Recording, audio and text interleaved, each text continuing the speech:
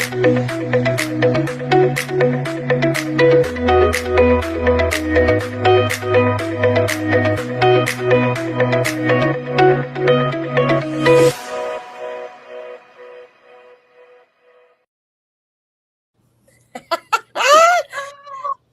Sharon, guess what, girl? This isn't going to be small talk today. This is going to be the moment you realize your attention may be shaping your entire experience of life. Welcome to the Hoy Shiftballs podcast. I'm Bethany, your energetic bestie, alongside my fabulous soul sister, Sharon. Hey, Sharon. Hey, Bethany. How the heck are you? What's happening, girlfriend? Girl, as I always say, if I was any better, I'd be a twin. Some days I wish there was two of you, and some days I'm glad there isn't. Yeah, and I'm sure you feel the same way about me. Yes, girl. Yes. Well, today we're going to be talking with someone pretty epic, huh? Mm-hmm. Absolutely. Today we're talking about someone, that the episode is paying attention. Yes, it is. Yes. So what if your nervous system has been deciding what feels important before you even realize it, Sharon? Well, I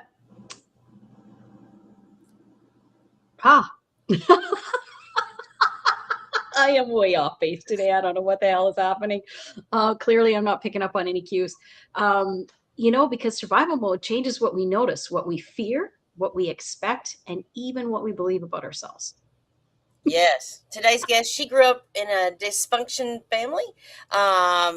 Hold on, I forgot it, Sharon. My computer just glitched out. Totally glitched out. Oh, I gotta love it. You gotta love it. Okay, so yeah.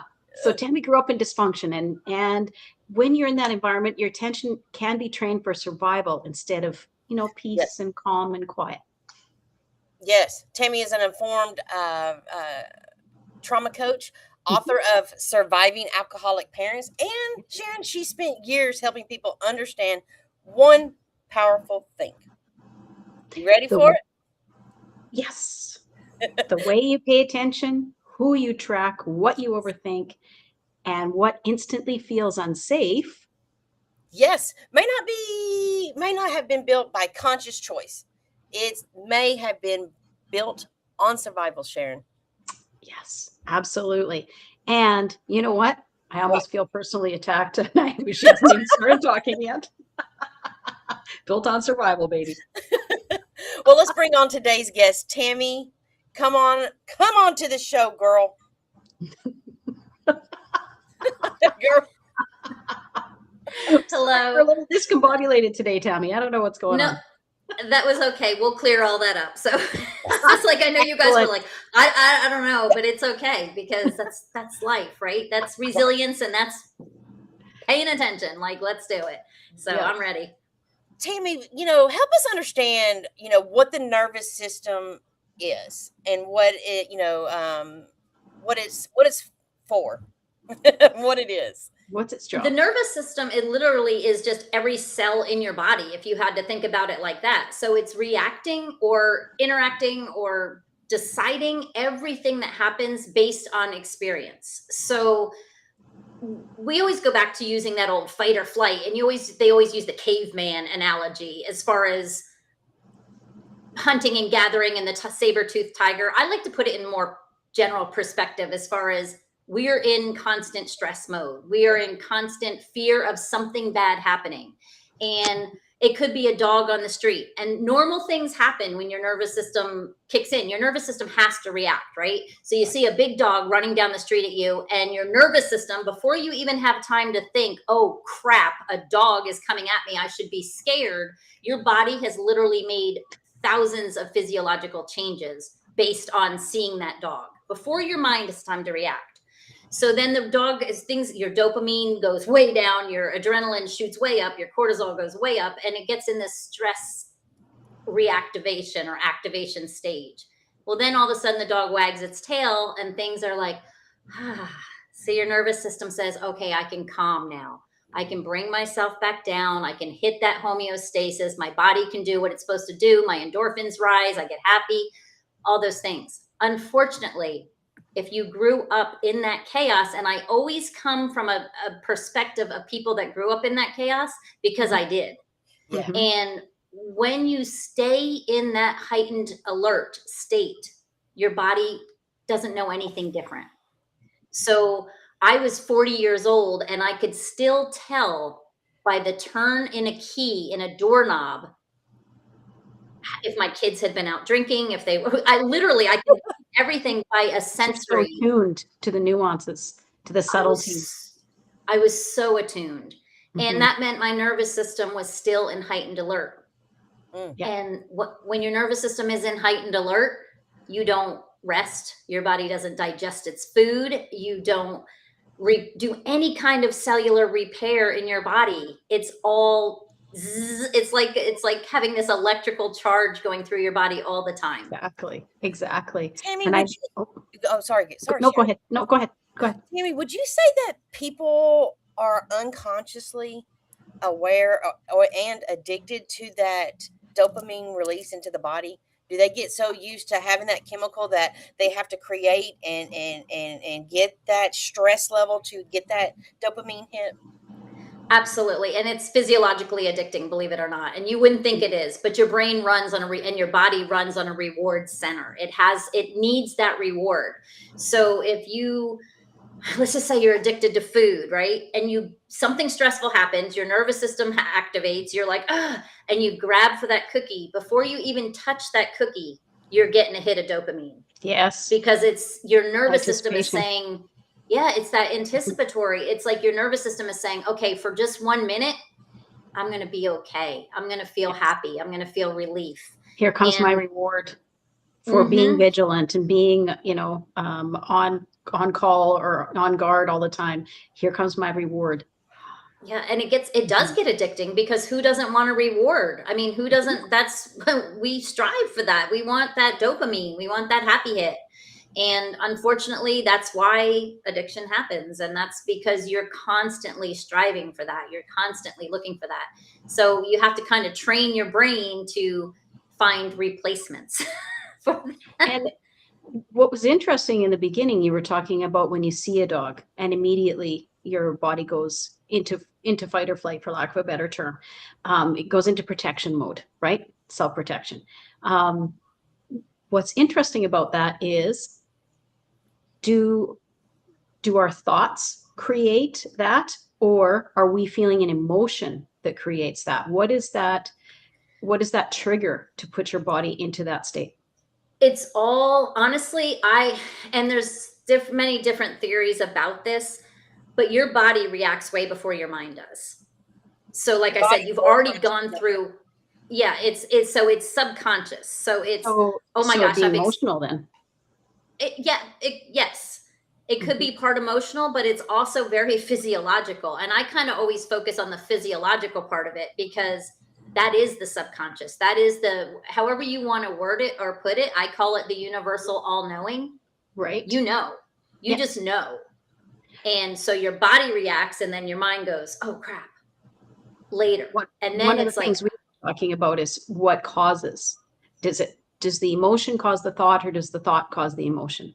And there's a lot of different schools of thought about that out there. So I just found what you had said earlier interesting, because I was like, okay, does Tammy have the answer?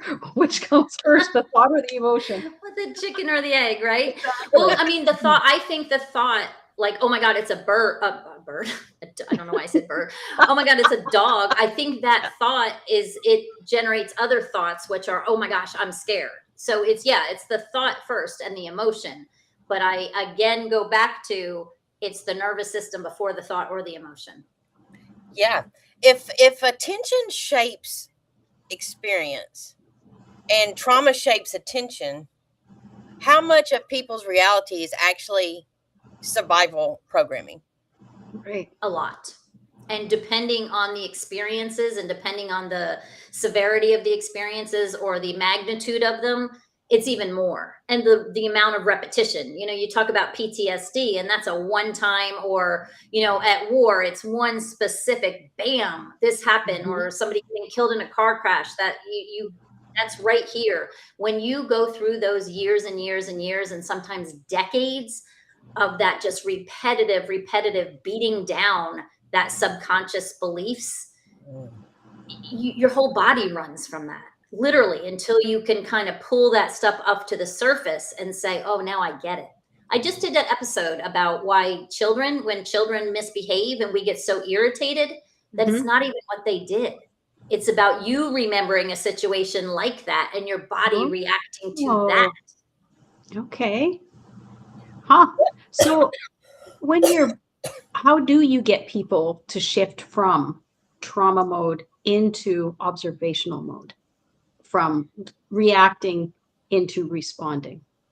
So the best thing, I mean, and it's a process because it depends on where you are, but I have like lots of different like 3-step methods. And the first is just to get into your body. That is the most important thing I think you can do, is get out of your head and into your body.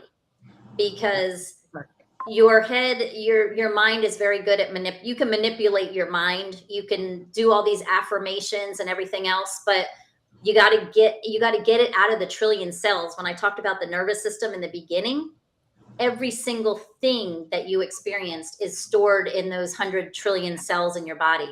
And until you get that feeling safe, all the rationalization, all the thinking, all the overthinking, all the over stuff that we do is not going to make a difference.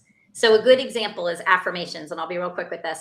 When you do an affirmation, if you are saying, I am lovable, I am amazing, I am beautiful, I'm, all these things, if you're not feeling it in your body when you're saying it, doesn't land. If you don't believe it, you won't see it. Exactly. If you don't believe it, you won't see it, and you won't truly embrace it. So I tell people, don't tell yourself you're lovable until you are laying on the floor with that puppy who is licking your face, letting you know 100% you are lovable. And you're feeling it in all of your cells, and you're embedding that into your system.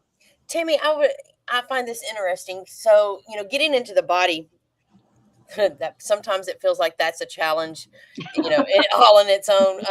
But would you say, because the body is made up of 80-90% water, and what research has found is that water is programmable, what if you got into the body and you were able to program and connect with the cells of the body to receive, you can program each molecule to whatever frequency, whatever thought, whatever affirmation you have, but connecting to the body is what is required. Is that what you would, what are your thoughts on that?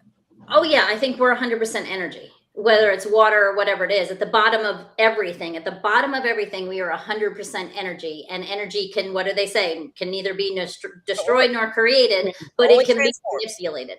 Right? It can be manipulated. So, I mean, I do exercises with people all the time where I'm like, move energy around your body. You can literally feel it. If you focus on your right hand is going to have some kind of sensation if you put all your energy there.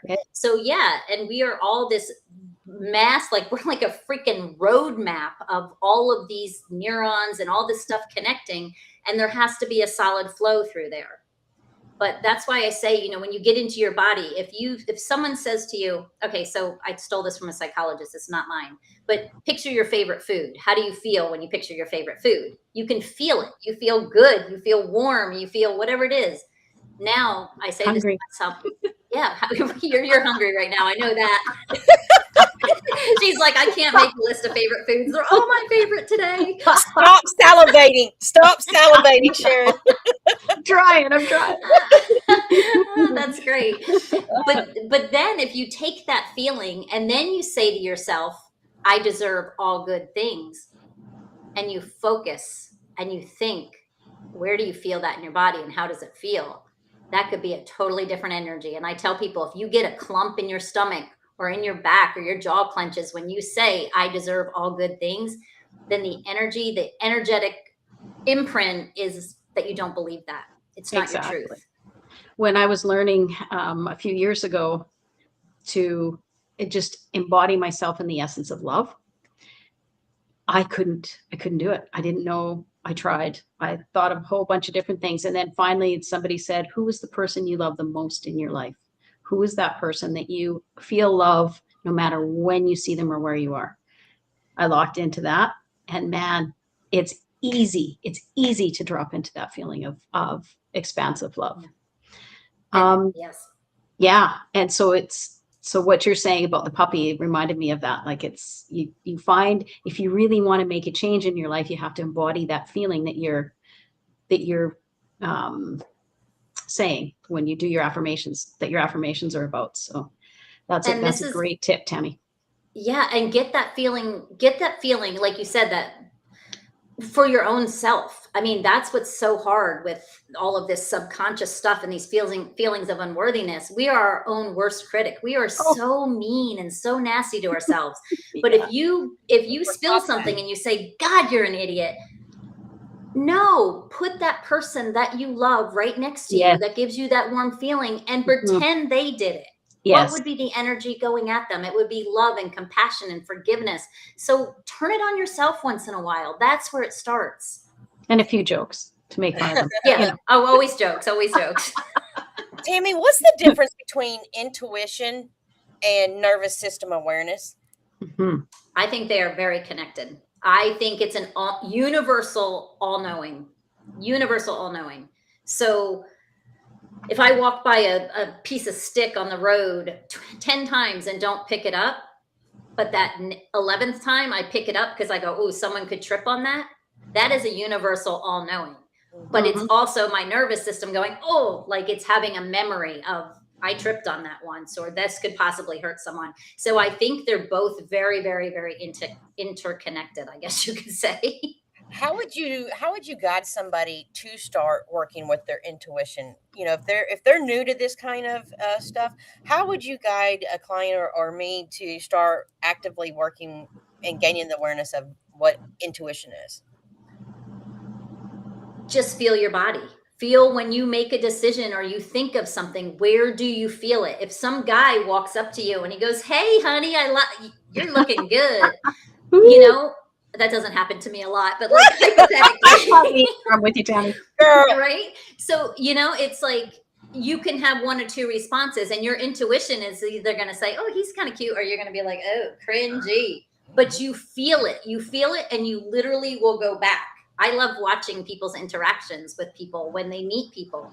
You're either going to lean back or you're going to lean forward. Yes. That is intuition. And you know instantly. Nobody has to say, okay, does he drive a nice car? Does he look like he's ever beaten somebody up? I mean, nobody says those things. You just know. Exactly. You just know. You know. You also work with biofrequency scans. For someone who has never heard of that, how does what the body is broadcasting connect to what the mind is paying attention to?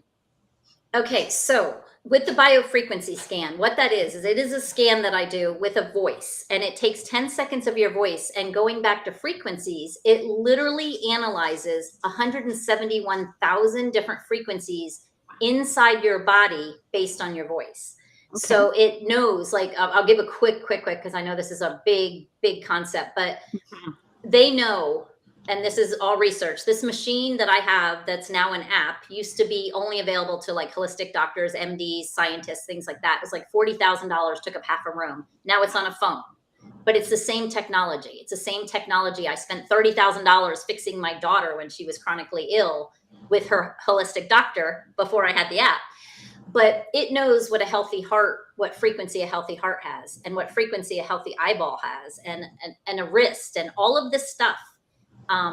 It knows all of that. So what it does is it doesn't diagnose, but it looks for imbalances, where those frequencies are out. And it goes through your chakras. It goes through your meridians. It goes through all of the ebb and flow of your body. And what it is there to do is not diagnose, but to show patterns. Mm-hmm. Okay. So I can almost guarantee you said, chronic survival. Every single person I run this scan on will pull up cortisol. We'll pull up adrenals. We'll pull up, when I eat peanut butter, it pulls up gallbladder. Clearly my gallbladder doesn't like digesting peanut butter. But it's all frequencies. And then what it does, the magic of this is that it sends back balancing harmonics to balance out those frequencies. Yeah, this is off of the Incredible. research of Raymond Rife, Mhm.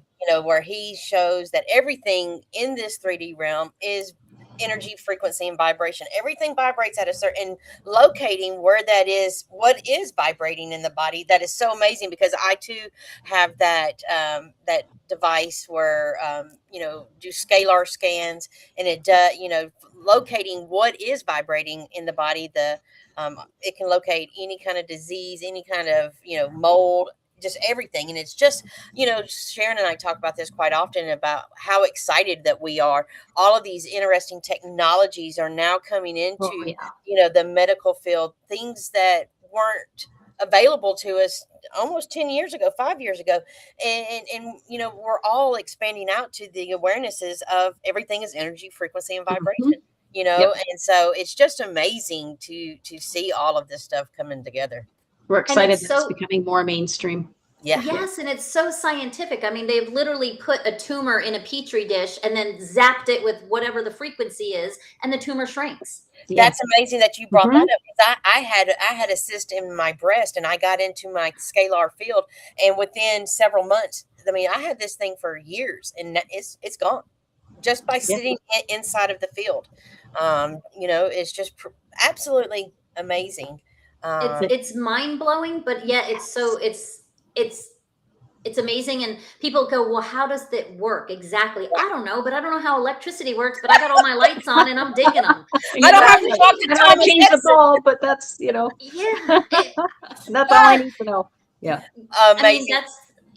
it is. It is. And people, and like going back to energy and frequencies, and people are like, oh, I can't mix this and church and Reiki and blah blah.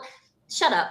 Yeah. Just like literally, just shut up. Just go sit down. I love it. I love it. Just like stop. Like if you need me to break it down, I can break it down, but argue it. Argue that we're all energy. Like it is. Yeah.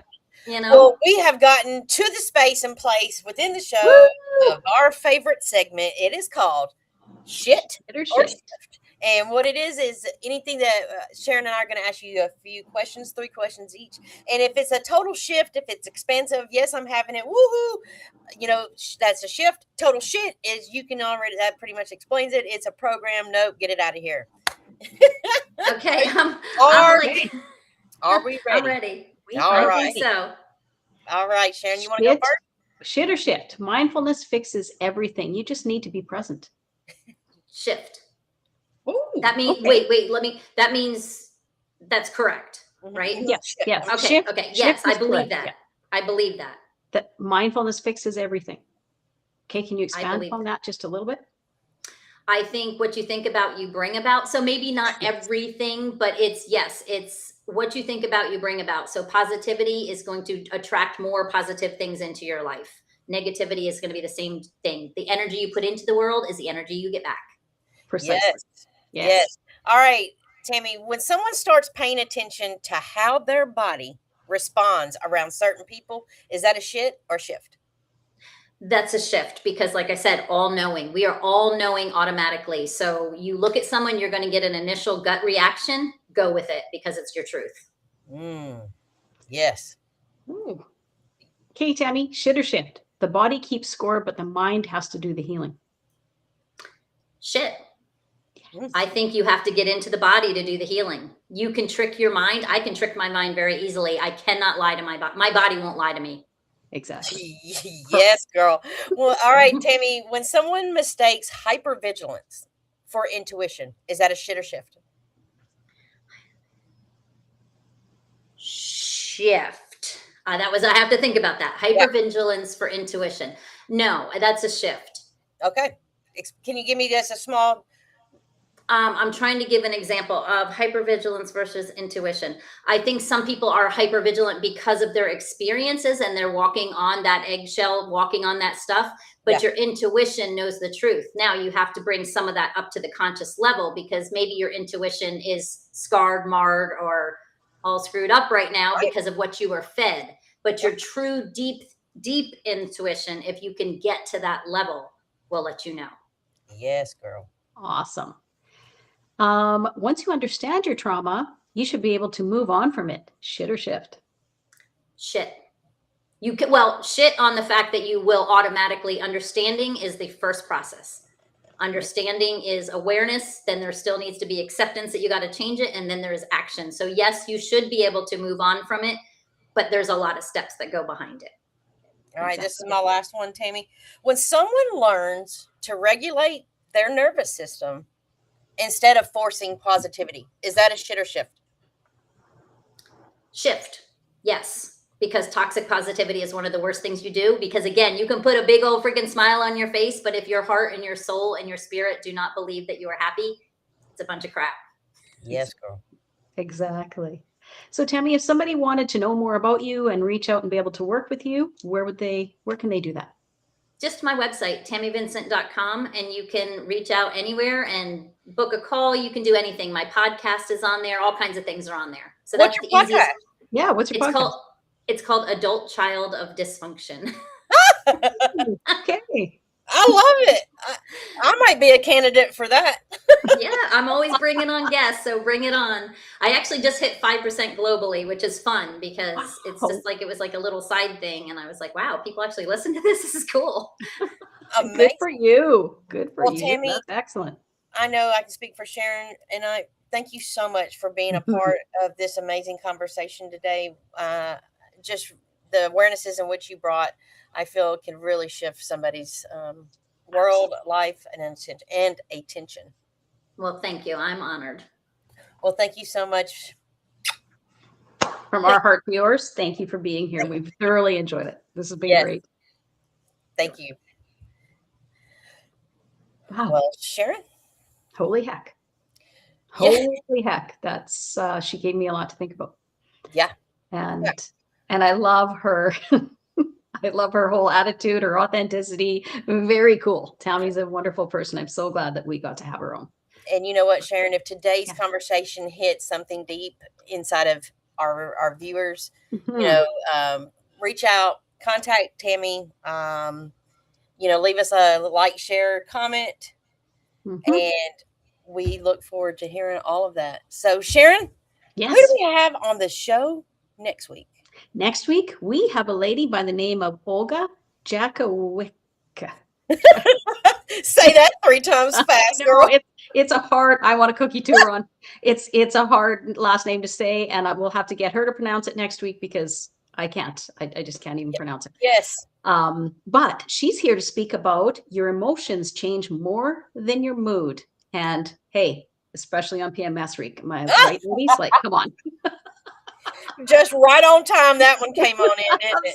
Absolutely. Timing is everything. We're divinely guided. That's exactly right. Well, Sharon, you know what, girl?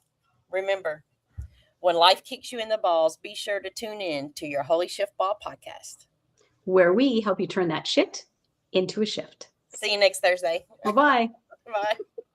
Bye.